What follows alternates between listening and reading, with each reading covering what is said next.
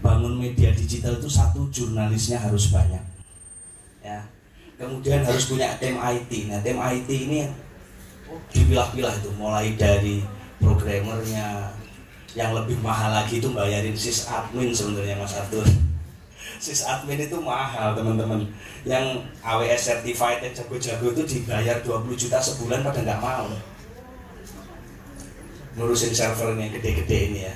Terus kemudian di IT itu juga ada keahlian baru, yaitu mengelola programatik gitu ya. Saya selalu programatik itu saya tempatkan di sana karena agak dekat di sana.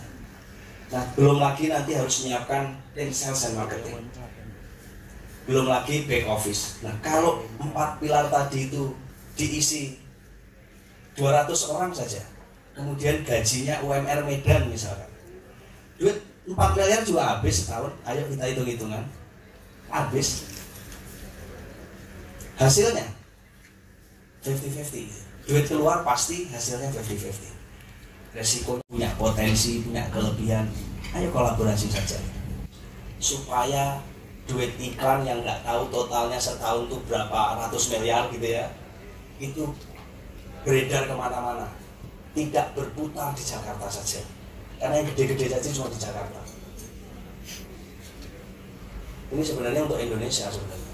Kalau berputar ke daerah, di daerahnya naik juga gitu. Jadi dalam rangka memeratakan duit iklan, sebenarnya ini programnya ke sana, biar nggak itu lagi gitu ya, karena di era digital sangat memungkinkan itu. Next.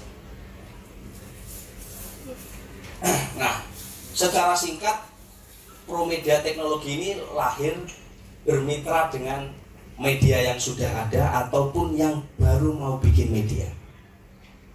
Kami siapkan mulai dari teknologinya, infrastrukturnya, pelatihannya, sampai monetisasinya.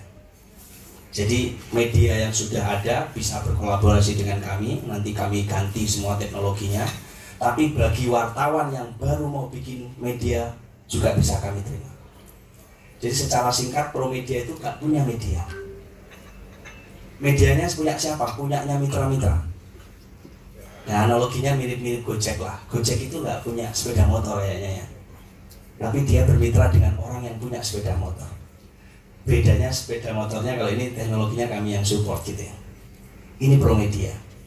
Jadi kami itu di belakang layar untuk meningkatkan atau supaya jurnalis tadi naik kelas. Kami di belakang layar.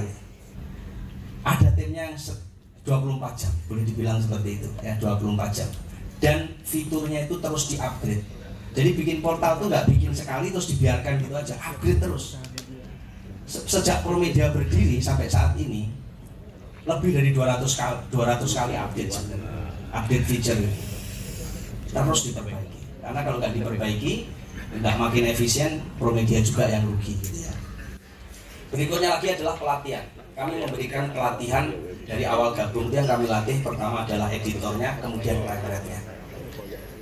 Jadi editor sampai pemretnya pun kami latih. Tetapi editor dan pemret bukan pelatihan nulis, bukan cara membuat konten itu, tapi lebih ke bisnis proses. Ya simpelnya mulai kita pandu cara membuat jadwal kerja. Jadwal kerja pagi, shift malam, sistem liburnya seperti apa. Kita pandu membuat KPI atau target. Editor itu targetnya berapa, pemret seperti apa. Terus berikutnya setelah editor dan pemretnya paham, kita ajak untuk merekrut penulis. Kami yang latih penulisnya. Baru kalau penulis ini kita pelatihannya 6 hari. Baru di sini diajari nulis. Promedia pasti model bisnisnya bukan model bisnis cetak yang dibawa ke online. Satu itu pasti enggak.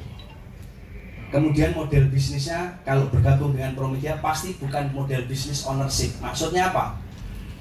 Media punya 10 karyawan, ya 10-10-nya digaji, kemudian miliknya pengusaha itu sendiri. Enggak. Pasti kalau bergabung dengan Promedia model bisnisnya adalah gotong royong, economic sharing, ya, joint operation. Jadi ada bagi hasilnya, pasti seperti itu. Kemudian yang kedua adalah bisnis proses. Nah di sini juga kami memandu bisnis proses yang benar mengelola media online itu seperti apa.